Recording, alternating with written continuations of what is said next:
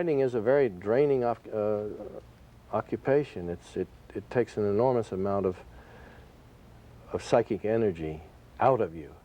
But that's the name of the game, as they say. That's why you write, in order to perhaps deplete yourself of all these visions and lunacies that have been piling up in your head.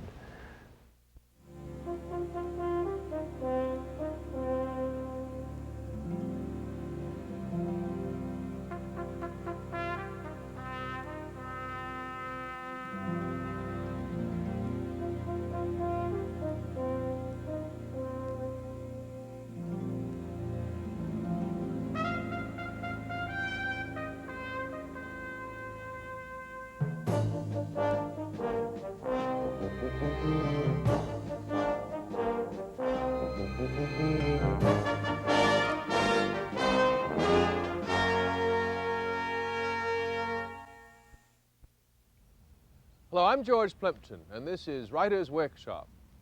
Our guest today is a writer and a friend, someone to be admired even if he weren't such a good friend.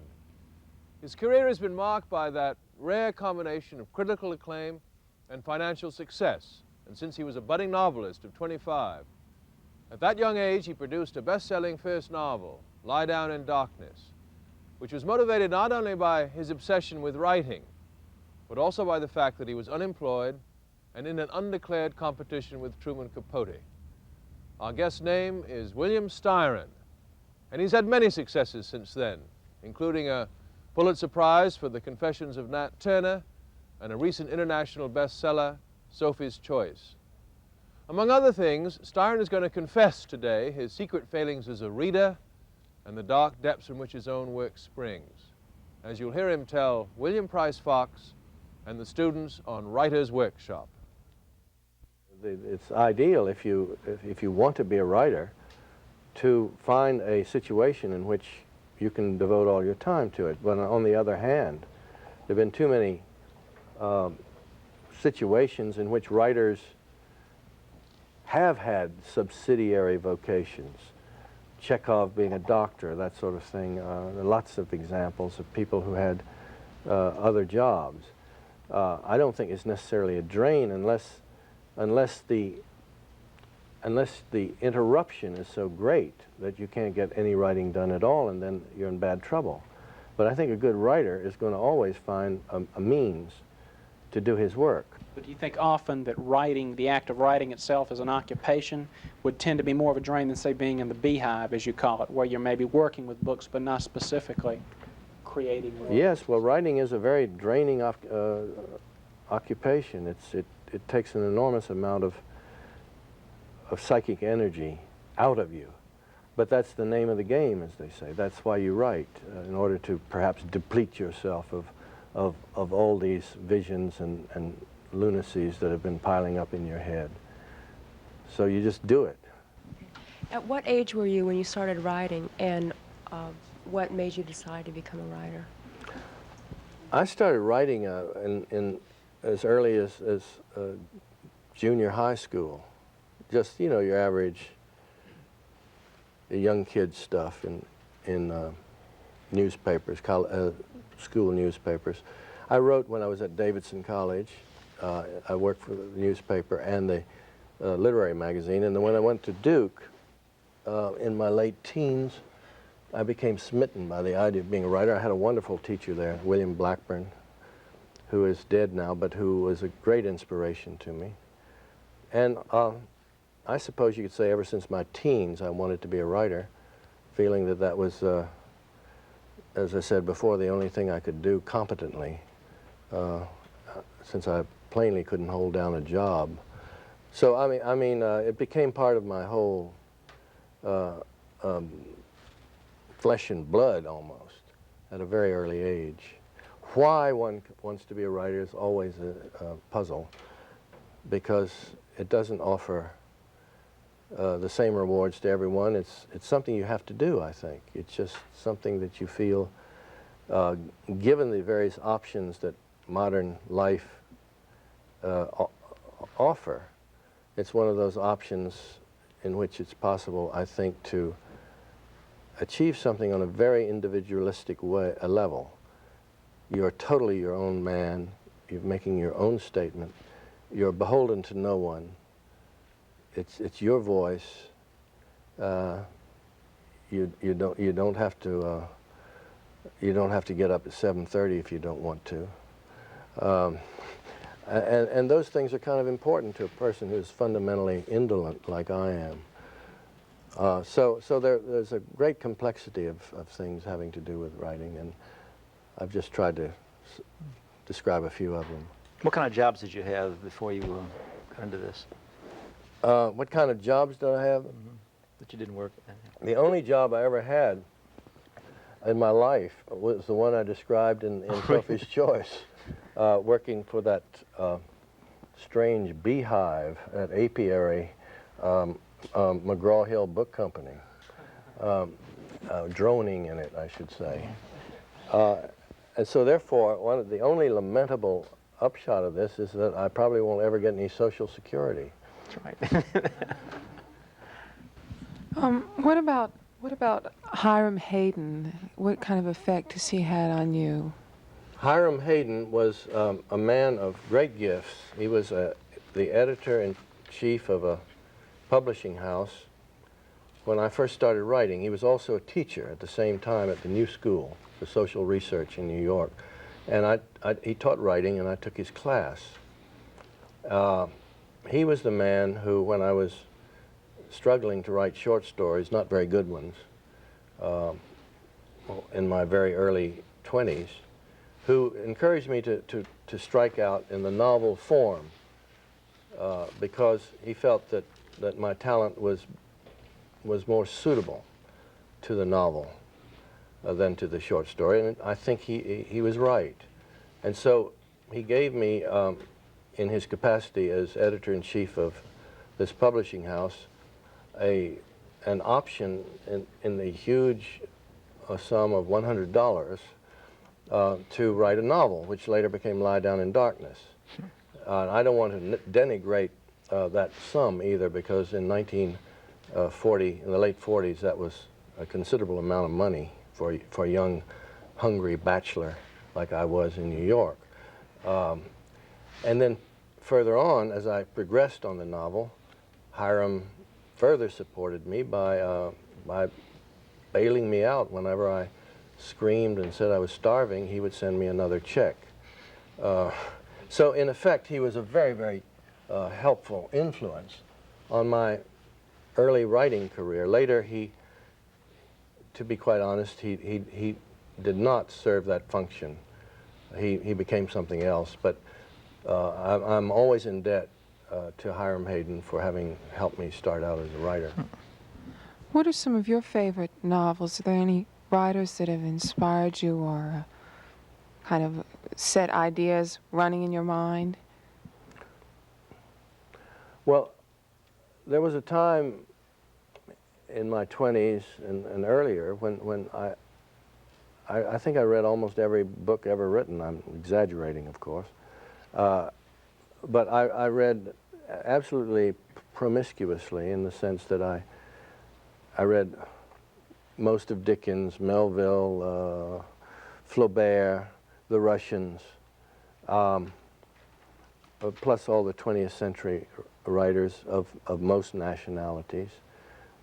I have not read all of these, certainly. I have never read, don't know whether I'm ashamed or proud to say, but it's a humiliating thing to say nonetheless, that I've never read a novel by Henry James.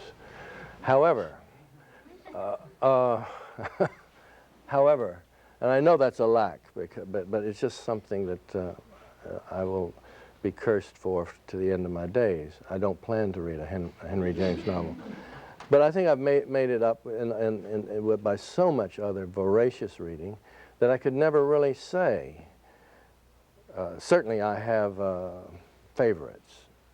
I mentioned Flaubert. I think that anybody who might wish seriously to attack the problem of writing a novel should read Madame Bovary, preferably in French, but in either of the 2 or 3 fine translations. I think Moby Dick is one of the colossal works of fictional literature. I think Huckleberry Finn, of course, is.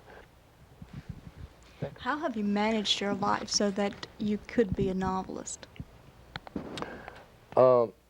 I've just managed. Please give us some hints. Well, I tell you, I think Faulkner intimated that in one of his commentaries that one should be able almost to kill in order to remain true to one's profession, if it's being a writer. Actually, it becomes ultimately the only thing you can do. Kill, you mean? Right. Yes, kill, even. Either or. Either or. No, I think you've at a certain point are so determined to make writing your vocation that it just becomes part of your bloodstream. There's just no. There are practical matters. You have to make a living. I've been very fortunate. I've made a considerable money on my first novel, which is a very unusual thing, and it got a momentum established so that I was able to live comfortably. And then most of my recent books have, hallelujah, made lots of money, which is a fortunate accident, which I'm not ashamed of. Could you tell us about your daily rituals, though, for the writing? Do you have any? I'm a very relatively undisciplined writer in the sense that I don't go into a tantrum or a funk if I don't manage to write every day. I try to write every day. But if it doesn't happen, then I wait for the next day. I write in the afternoon usually, which is unusual. Most writers write in the morning. I find it more compatible with my whatever is called biorhythm. I feel dead in the morning. And as a result, those attempts are usually come to naught. But by mid-afternoon, I'm cranked up. I've had a good lunch, usually, I hope. And I try to just get going at mid-afternoon. It suits me fine. And I work usually from around 3 till about 7 or 7:30. And that's my established, generally established rhythm of writing. At lunch we discussed a writer whose voice didn't match his material. Remember that? Yes. Would you discuss, the big love, which we just talked about, why that works for you? The Big Love? Yeah, the voice in that. Well, The Big Love is a minor classic of American literature. It's the biography of Beverly Adland, who is the 14-year-old mistress of Errol Flynn, the biography being written by Beverly's mother. And it has a remarkable first line, and it gets better even after the first line. And the first line is, I'm paraphrasing, but it's very close to, I want to make one thing perfectly clear, that my daughter, Beverly, was a virgin when she met Errol Flynn. And then it gets better and better and better after that, because... Now, why does that work? Why does that work? It works because of a certain kind of incongruity.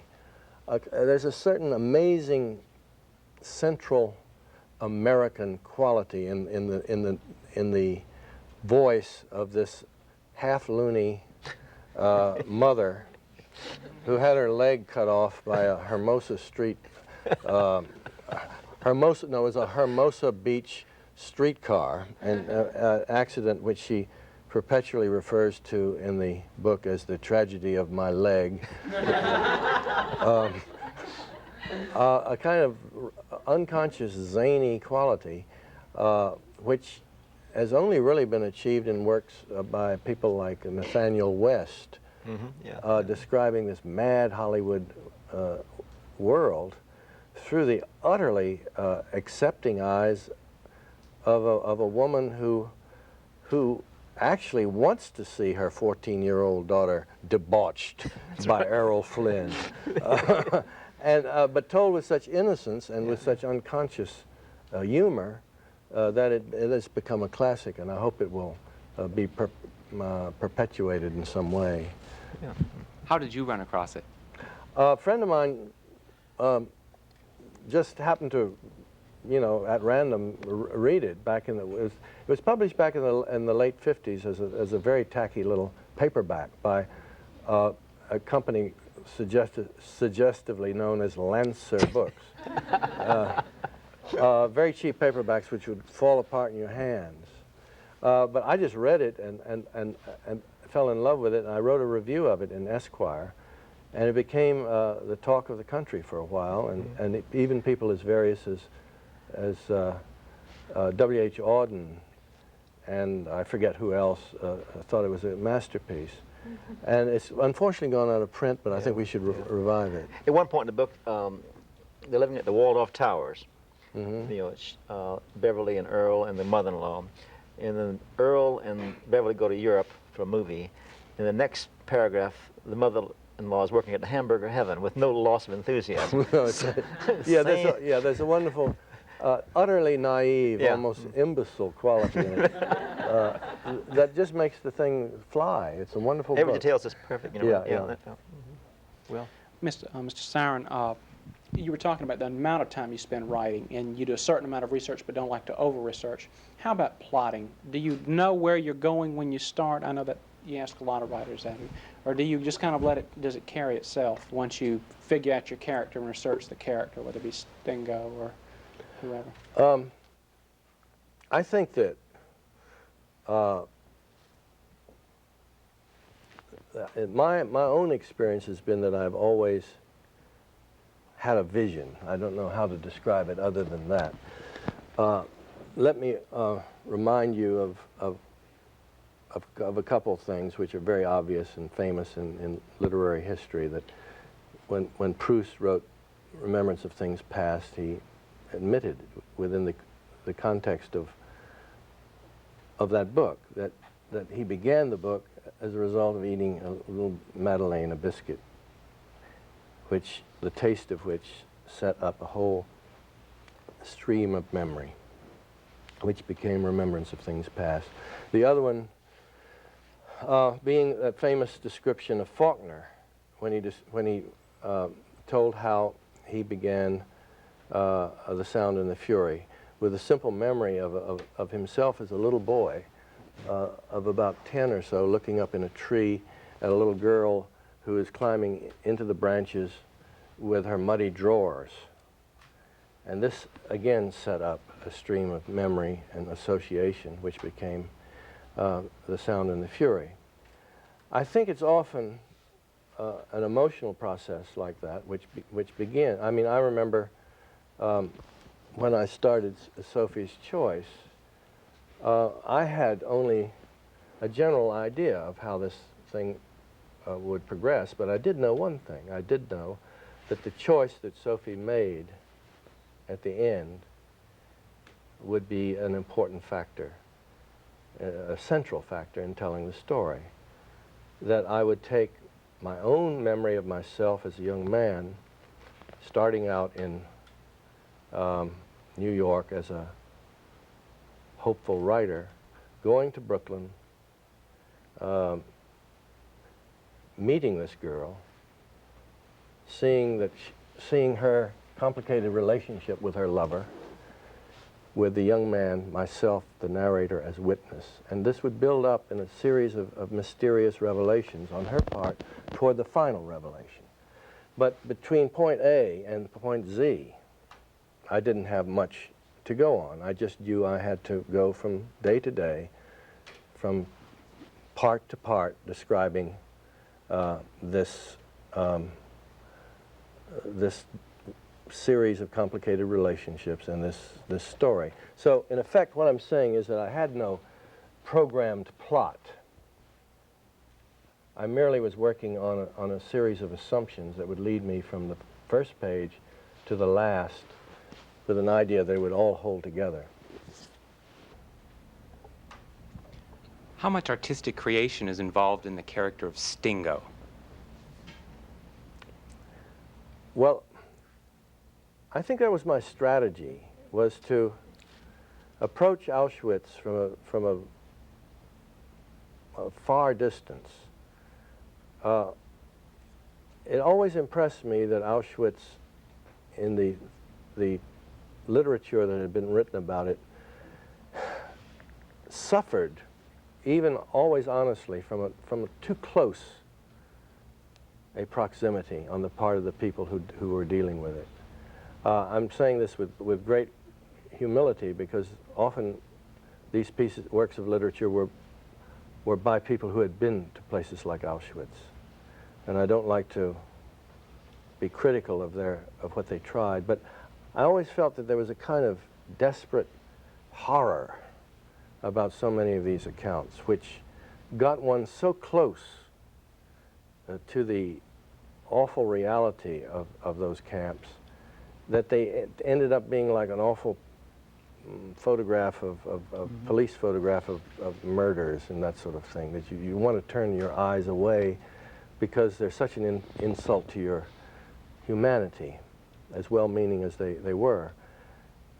So I think my strategy really was to try and get as far away as I could, and what could be further away from Auschwitz than a young Virginia-born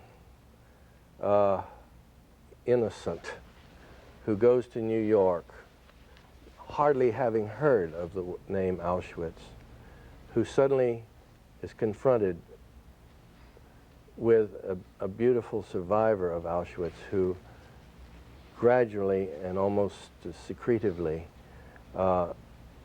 tells him the horrible secrets of her existence there. This was the distance that was needed.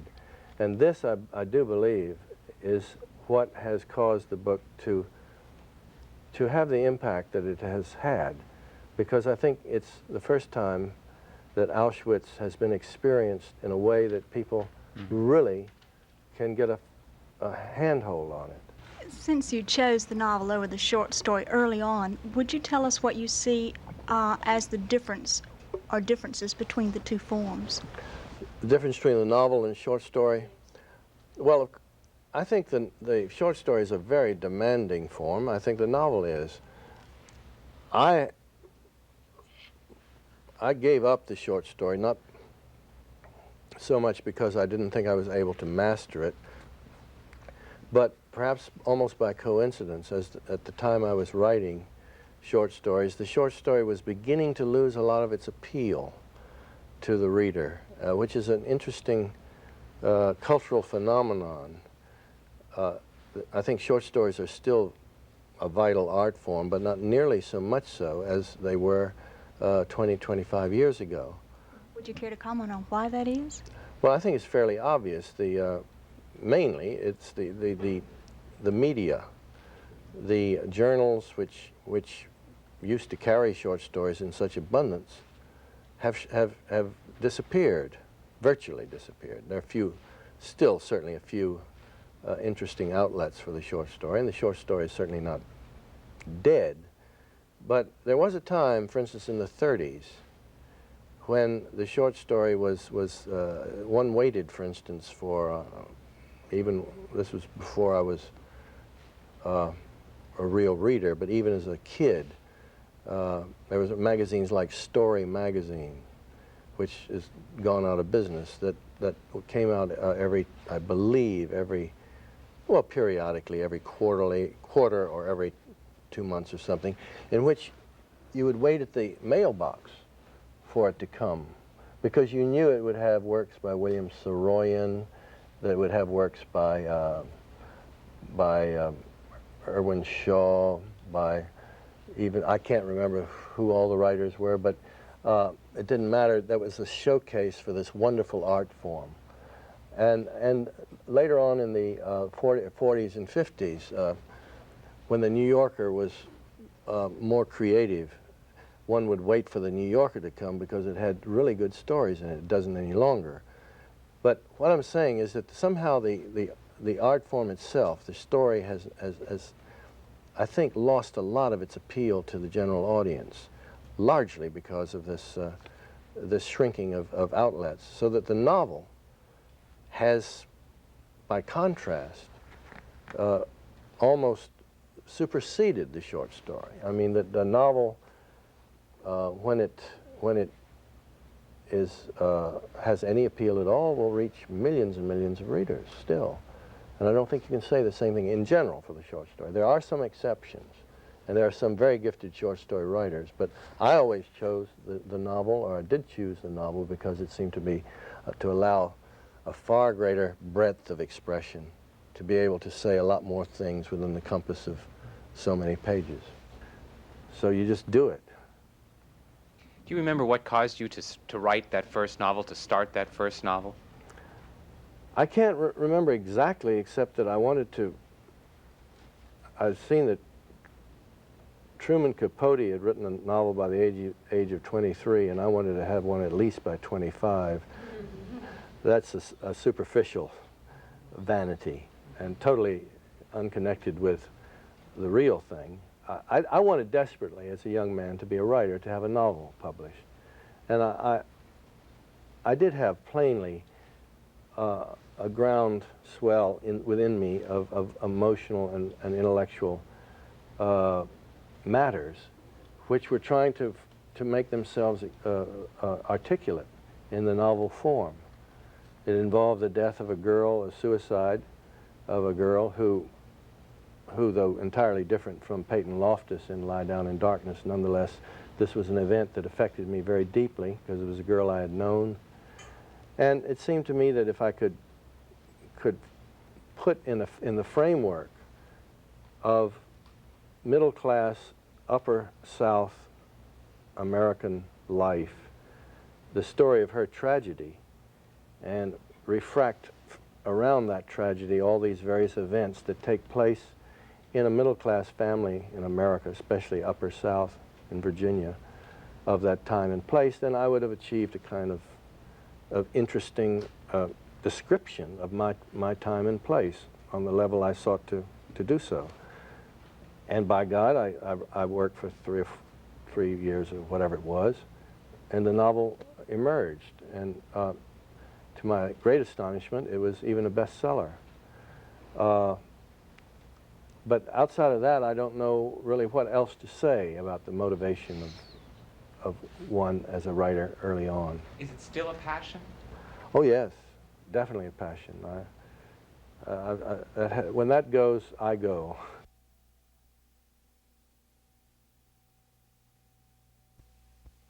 This is George Plimpton thanking you for participating in our Writer's Workshop.